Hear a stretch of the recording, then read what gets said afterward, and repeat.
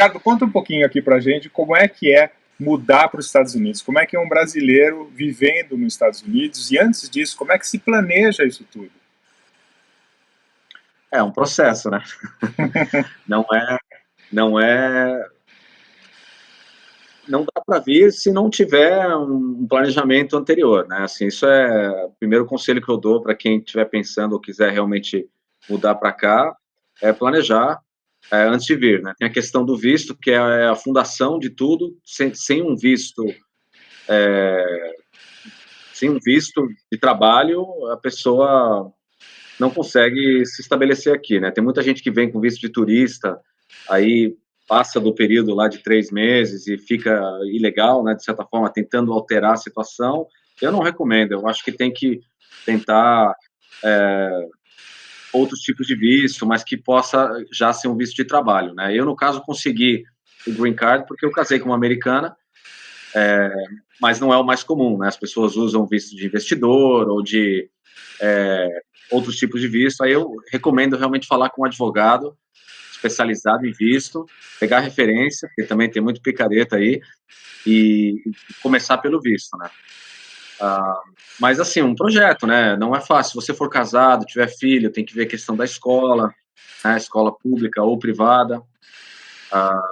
Escola pública, ela é ligada ao CEP, onde você vai morar, então tem uma relação geográfica, né? Onde você vai morar e a escola. Se for privada, nem tanto, porque daí você...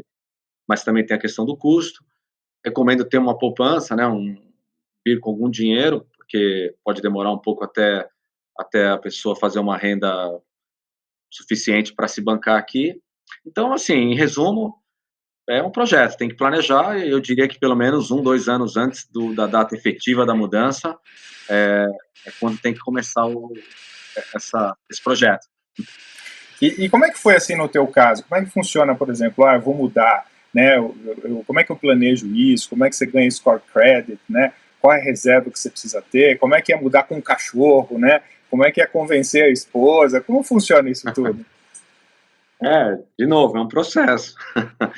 É, no meu caso, a decisão de sair do Brasil foi mais de sair do Brasil do que de morar nos Estados Unidos. A gente queria criar a família numa situação mais segura. Eu tive muito problema com violência no Brasil, assalto, furto, sequestro. Então, eu comecei a ficar inseguro no Brasil, então a gente decidiu morar, e aí consideramos Europa, Estados Unidos, Portugal, outros lugares, e acabamos optando pelos Estados Unidos, até porque, de novo, minha esposa americana era um destino mais óbvio, né? Cara, tudo tem, de novo, com relação ao planejamento, né? Cachorro tem um processo, você entra lá, tem formulário, tem taxas que você paga, tem todo um processo de vacina e etc. Tem que ter um containerzinho para o cachorro no tamanho correto, tem que seguir isso tudo e tranquilo, né? Visto super importante, questão de crédito, é relativamente rápido para você criar o crédito aqui, mas uma coisa que dá para fazer, quem tiver amigo que mora nos Estados Unidos, ele pode fazer um cartão de crédito, tem aquele Discover, que é bem fácil de você iniciar, e esse amigo que mora nos Estados Unidos, ou família que já mora aqui, pode ir gastando um pouquinho nesse cartão, em seu nome, paga o cartão, e isso já dá já vai contando o seu crédito. O tio da minha esposa fez isso para mim. Então, 1 ano antes da gente mudar, ele abriu um cartão, eu abri pela internet um cartão Discover, e ele usava para fazer compra e pagava. Para ele mesmo, despesa dele. Mas isso já gerou um crédito mínimo para mim aqui. A questão do crédito vai pegar muito na hora que você for buscar financiamento, né? Para carro, para casa. Mas, tirando isso, também não é o fim do mundo você não ter um crédito muito bom, né? Trabalho é um aspecto importante, né, também, como é que você vai sustentar aqui.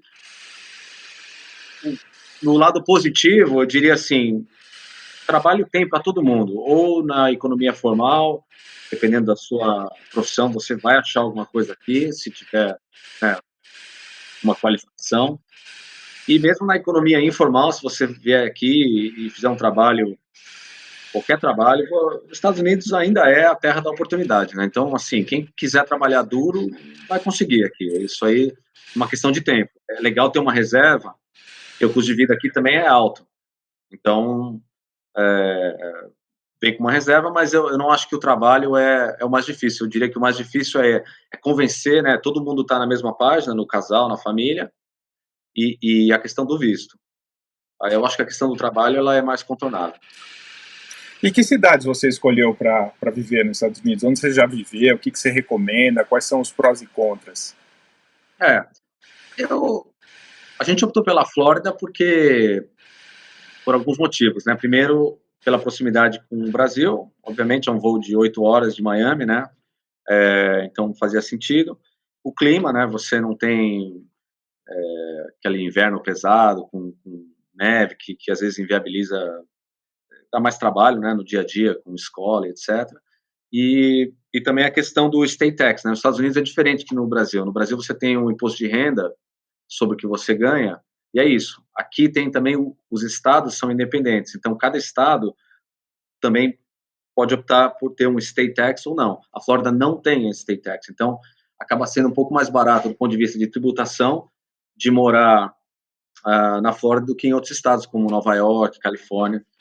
Eles chegam a comer 40% do seu salário, às vezes, em imposto, né? Não é o caso da Flórida.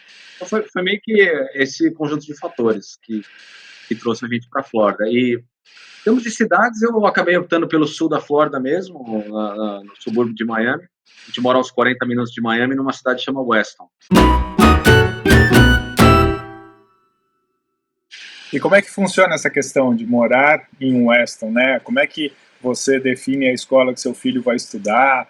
Como funciona a escola, né? Quanto custa a escola, o transporte escolar, o material escolar? Quem está com família mudando, como é que deve definir essas questões? Então, aqui nos Estados Unidos você tem a escola, como no Brasil, pública e privada, né?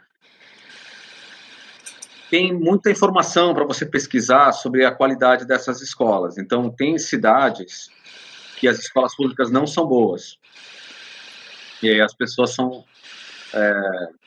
quem estiver realmente preocupado com a educação dos filhos vai, talvez, optar por uma escola particular e também pode variar bastante de preço. E agora, se você optar por uma localidade onde a escola pública é boa, aí praticamente está tudo incluso no pacote, você não tem que pagar nada. Você sendo um morador de uma região onde aquela escola faz parte, né? Praticamente custo zero, muito, muito, muito bom. É o caso de Weston, as escolas são muito boas. Agora, em termos de custo, assim, Maurício, é difícil falar do ponto de vista... Tem muita variedade, né, de escola nos Estados Unidos. Mas para dar um número... Bom, só fazendo uma ressalva aqui, né? Quando você fala em privado, também abre-se leques, né? Você tem a privada, umas escolas de qualidade, mas você tem também o sistema católico, que são escolas ligadas a uma religião, né? Que também são subsidiadas. Então, a escola católica acaba sendo uma boa opção de escola privada, né? Se você não optar pela pública, porque o custo é mais acessível. Então, estamos falando aí, sei lá, $15 mil por aluno por ano. Mas tem escola privada aqui que vai até $50 mil por aluno por ano, as tops, né? E tem uma outra opção, que é uma escola híbrida, que se chama charter, que são escolas onde o governo subsidia uma parte e os pais fundam e gerenciam a escola. Então, também tem um custo acessível, similar ao da escola católica, e é uma opção também. De quem vai morar em Weston tem a possibilidade de morar perto das escolas, são as melhores escolas da região. E se você não mora naquela localidade, você não pode colocar o seu filho naquela escola pública, né? Então, correto, a escola pública é ligada ao CEP, então isso influencia o preço do imóvel, é engraçado, você às vezes tem a cidade aqui nos Estados Unidos é muito pequena, é equivalente a um bairro no Brasil, né? Então eles chamam de city, mas é como se fosse um bairro. E tem o county, que é o condado, que seria mais o que a gente chama de cidade mesmo, no Brasil. Então, às vezes você vê uma cidade como Weston, que as escolas são boas, o valor do imóvel é alto. Você vai para uma cidade do lado, por exemplo, Dave, que cara, 5 minutos de carro, você está em Dave. O preço já é mais em conta, porque as escolas não são boas. Então, é um sistema um pouco diferente do Brasil, né? E como é que é essa vida de Weston, assim, né? Você precisa ir para Miami, não precisa, tem escola lá, tem o Sawgrass, shoppings e etc. Você consegue viver ali ou você precisa sair, né? Ir para Orlando, ir para Miami, ir para Coral Gables? Como funciona isso? Depende muito do perfil da família, né, Maurício? E também agora com o Covid está tudo de cabeça para baixo, né? Então, antes do Covid, eu diria para você que a maioria das pessoas que moram em Weston iam até Miami para trabalhar. Então, faziam o trajeto todo dia, de dirigir 45 minutos, cada perna. Então, pode ser puxado. Agora, com o Covid, está todo mundo remoto, né? Eu, como sempre trabalhei remoto, eu não tenho esse problema de ter que fazer o trajeto e de volta. Mas para quem não gosta de dirigir ou se incomoda em ter perder esse tempo no trânsito, a West é um pouco longe, né, de Miami. Por isso que eu falo que depende do estilo de vida também. O West não tem água, né? É uma cidade que é landlocked, né? Então, se a pessoa que realmente gosta de praia, quer estar na praia, quer andar de bicicleta vem do mar, daí também o Weston não é uma boa opção. Aí sugiro ir mais para leste, né, para Fort Lauderdale ou para baixo ali, né, para Miami e tal. Tem que ver, tem que fazer pesquisa, de novo. Estamos falando de o planejamento. Um pontinho específico aqui, mas a boa notícia é que tem muita ferramenta, né? Escola, você tem vários sites que tem o rating, né, a classificação das escolas, você tem Zillow, né, para ver as casas, você consegue ver muita coisa na internet. Então, a gente fez minha esposa fez uma excelente pesquisa aí das escolas antes da gente decidir também. Ricardo, como é que é trabalhar nos Estados Unidos? Eu acho muito bom, né? Eu acho que é muito mais... Bom, depende do seu ramo, né? Vamos falar de emprego formal. Trabalho, no Brasil chama de carteira assinada, aqui chama de W2, né? O W2. O americano é muito objetivo, né? E a regra é clara. Então, assim, você fazendo o seu trabalho, planejando, conseguindo desempenhar o que você tem que fazer, eu acho muito fácil trabalhar nos Estados Unidos. Até o meu ramo, que é vendas de tecnologia, né? Eu sinto que, por exemplo, se lidar com vendas na América Latina em geral, Brasil e outros países latinos, é uma bagunça, né? Tudo para a última hora, o cliente muda de ideia, o dinheiro não interessa, o preço que você apresenta é sempre caro, tem que negociar, cair o preço para 1/3 do que você propôs, a venda não vai fechar, não fecha, enfim, é uma confusão, o escopo muda. Aqui não, aqui eles seguem um processo, o cliente, antes de entrar num processo de compra, ele tem um budget, então a questão do preço não é tão sensível. Eu gosto de trabalhar aqui porque é mais organizado, eu acho mais previsível. De novo, se você for mais na linha de empreendedor, aí não tem comparação, né? Aqui ainda o acesso a financiamento, a investidor, e as ferramentas que você tem e a falta de burocracia para abrir negócio é muito boa. E se você quiser fazer também um trabalho mais de profissional liberal, qualquer que seja, de prestar um serviço, aí eu acho que tem mais oportunidade ainda, porque tem muito tipo de trabalho aqui que o americano não quer fazer e, pô, se você estiver disposto a fazer e trabalhar direitinho, botar o tempo necessário, vai se dar bem. Mas, de novo, eu estou falando tudo isso baseado, assumindo que a pessoa tem um visto, né, de trabalho. E se não tiver, aí é complicado. Acho que essa questão do planejamento é fundamental. Mas você trabalha hoje no mercado na Flórida, né? Como é que é? É diferente o mercado da Flórida para o mercado americano, por assim dizer, de maneira geral?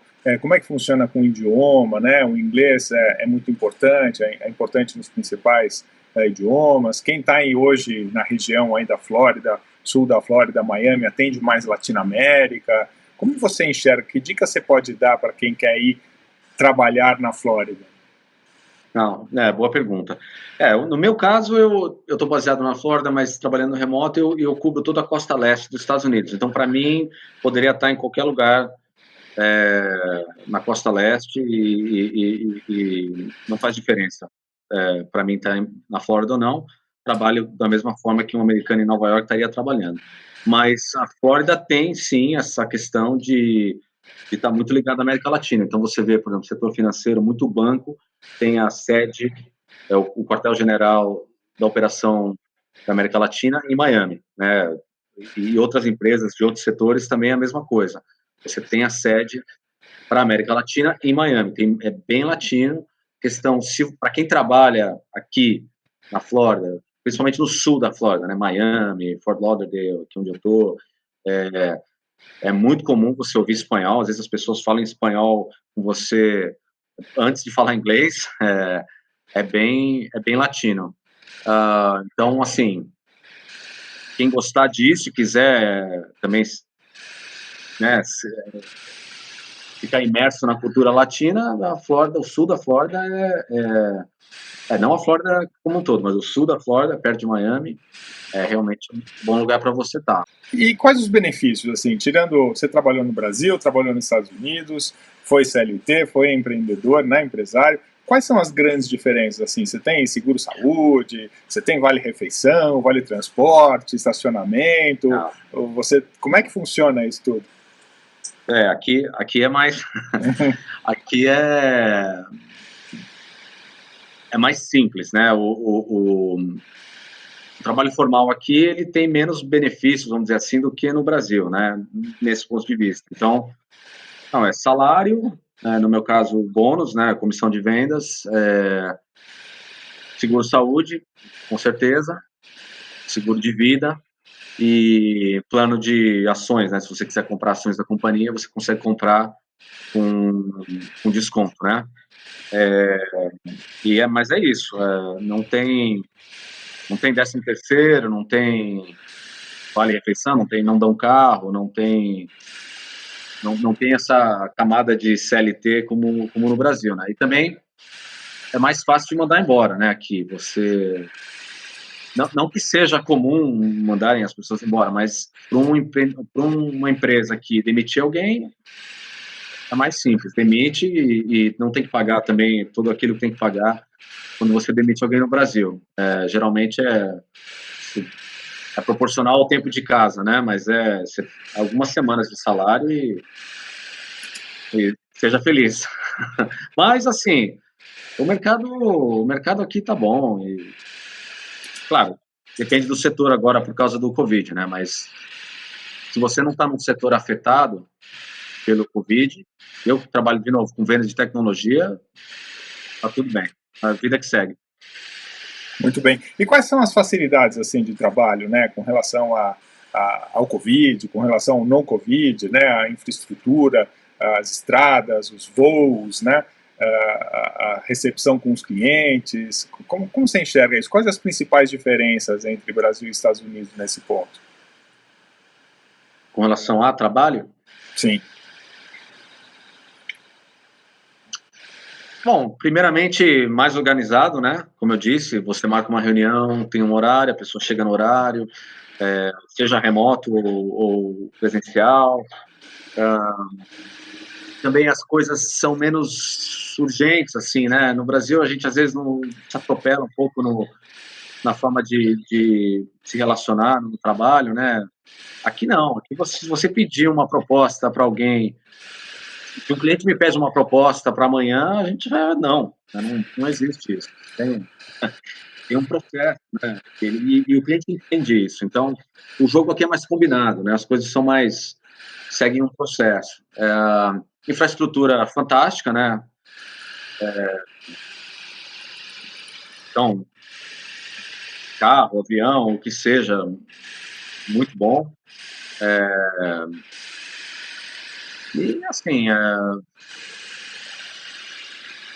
internet também, que funciona, né, Maurício? Ricardo, quais são os motivos para um brasileiro mudar para os Estados Unidos? Boa pergunta. Não sei todos. No meu caso, foi decisão de vida mesmo. Eu queria criar meus filhos num lugar mais previsível, vamos dizer assim. Tive problema de violência no Brasil, com assalto, com furto, com sequestro. Tive, não na minha família, mas de gente muito próxima, até gente que perdeu a vida por causa de violência. Então, eu estava ficando bastante desconfortável em viver no Brasil, em São Paulo, principalmente, onde onde a gente se conheceu. Também um pouco de dar uma visão um pouco mais internacional para os meus filhos. Você tendo uma formação americana, eu acho que você consegue também, se quiser mudar para outro país, você tem uma formação que é aceita, né, do ponto de vista acadêmico em outros lugares, e mesmo profissional. Então, se você é um profissional americano, acho que você tem mais opções de trabalhar em outros lugares do mundo do que se você é um profissional brasileiro. Ainda tem um estigma com relação a isso, né?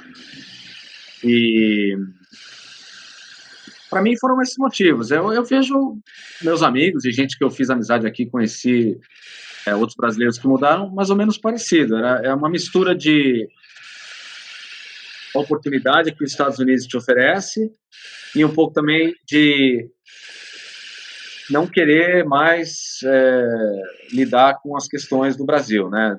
Para algumas pessoas também até o aspecto político pega muito, né?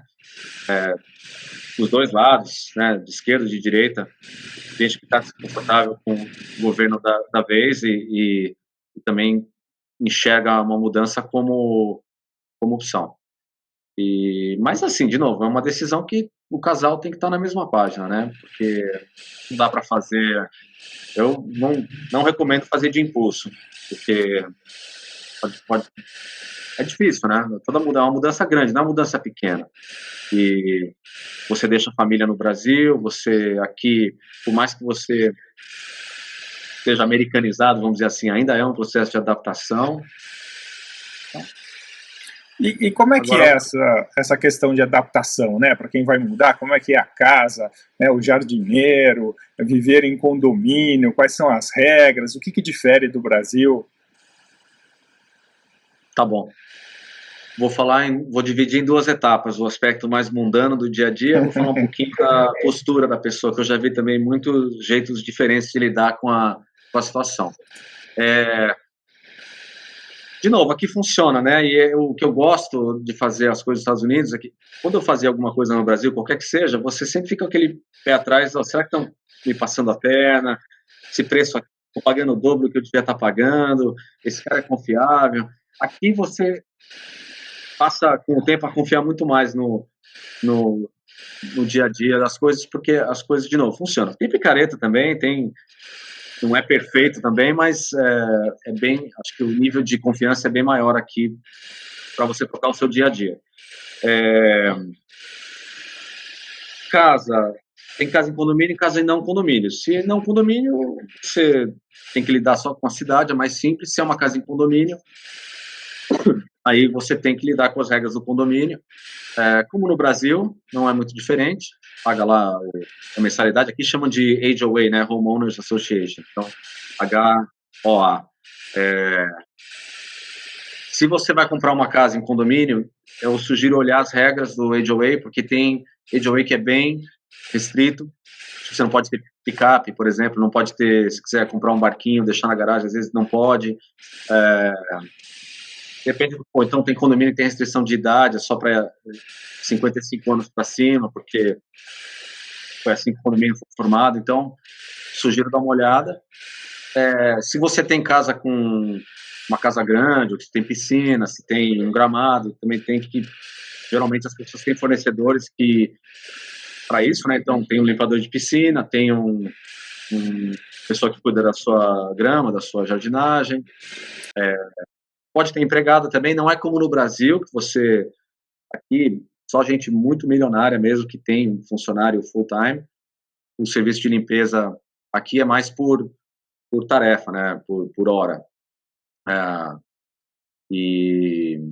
Mas é isso, são profissionais que te ajudam no dia a dia para você conseguir se focar no trabalho. Tem culturalmente também, falando ainda do dia a dia, aqui se faz mais, as famílias trabalham mais em serviço doméstico.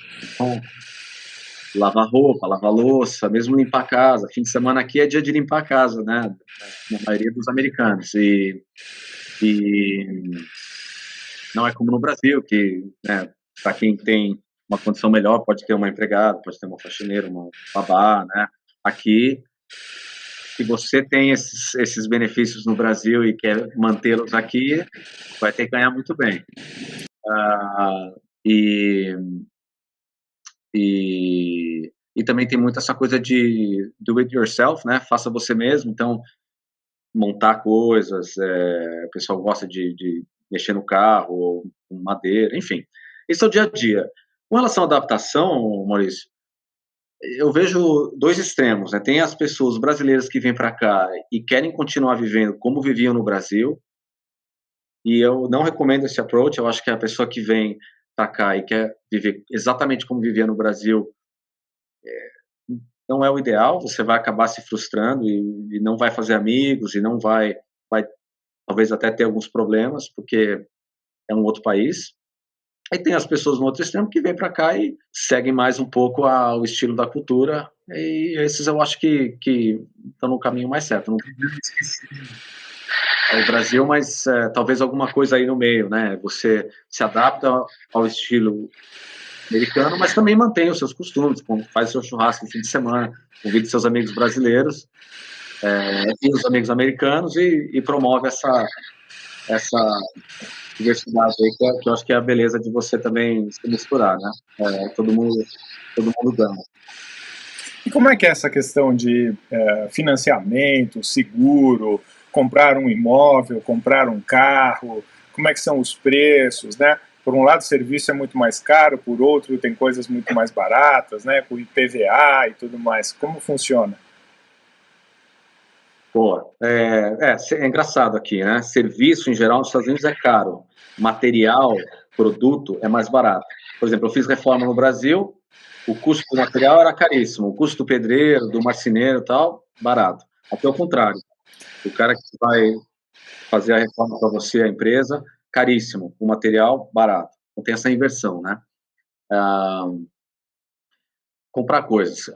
Bom, aqui é a terra do financiamento, né? Que tem que tomar até cuidado, porque daqui a pouco você olha e você gastou 5 vezes mais do que você podia, porque eu recebo uma oferta de cartão de crédito aqui por dia, né? E muito fácil de você pegar financiamento e comprar o que não pode, né? Hoje, se eu quiser entrar numa loja, comprar um barco, um carro, eu saio da loja com $500 mil de dívida para pagar. Mas então tem que tomar cuidado, mas por outro lado é fácil, né, de você adquirir bens. Carro, em geral, aqui a norma é leasing, né?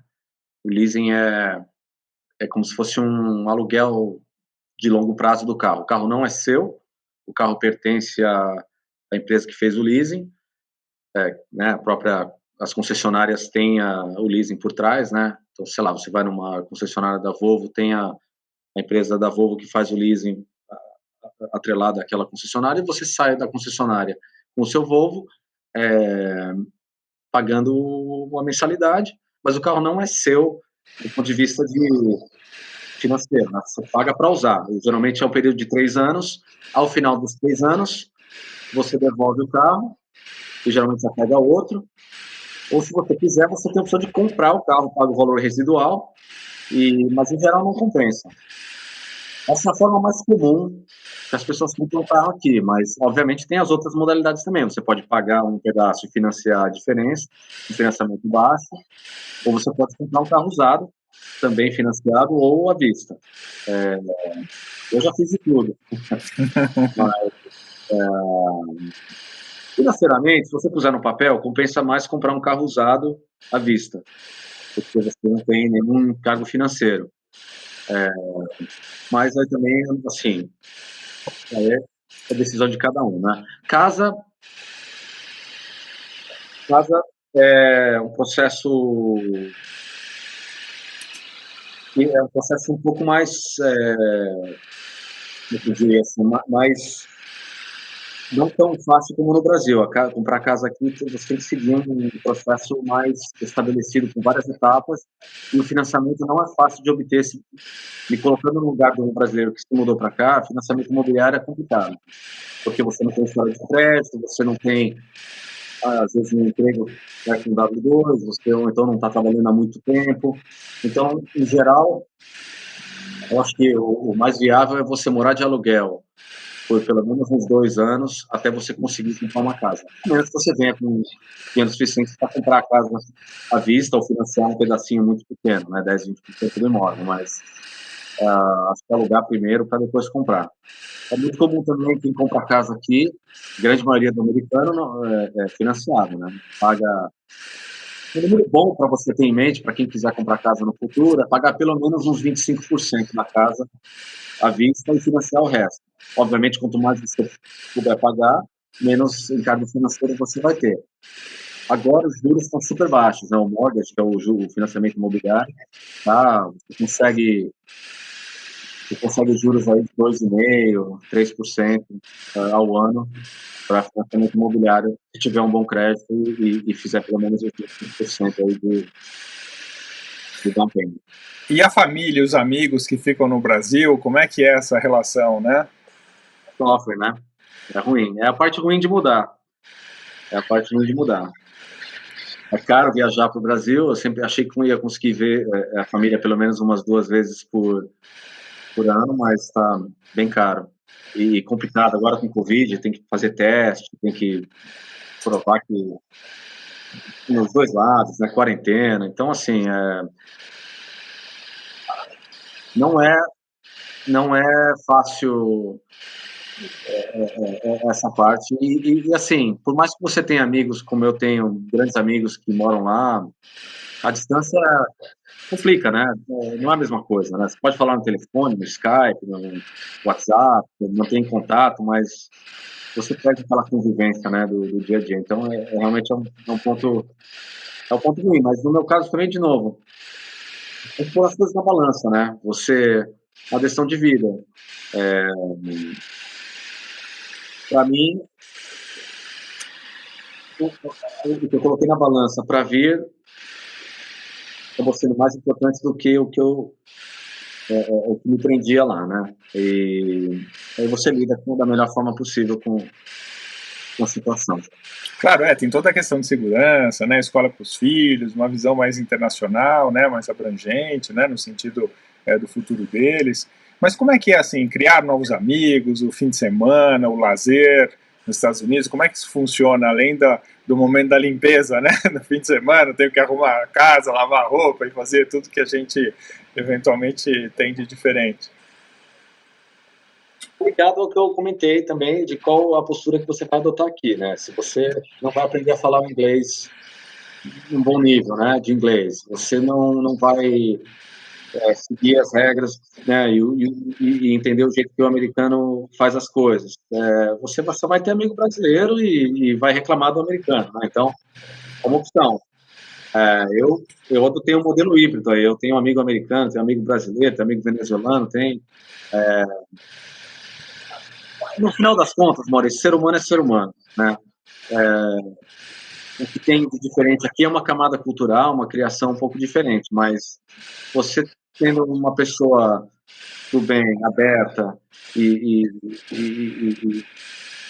eventualmente você vai fazer suas amizades, né? Então, as fontes assim de relacionamento são as mesmas que no Brasil, na escola, quer dizer, os filhos ficam amigos, às vezes você fica amigo dos pais, né, por osmose, trabalho, condomínio, né, os condomínios aqui, em geral, apesar das casas na Flórida ter, a maioria, piscina na casa, o condomínio também, às vezes tem uma piscina do condomínio, você acaba fazendo amizade lá, academia, né, também, então, assim, esse é um ponto, não é um ponto complicado.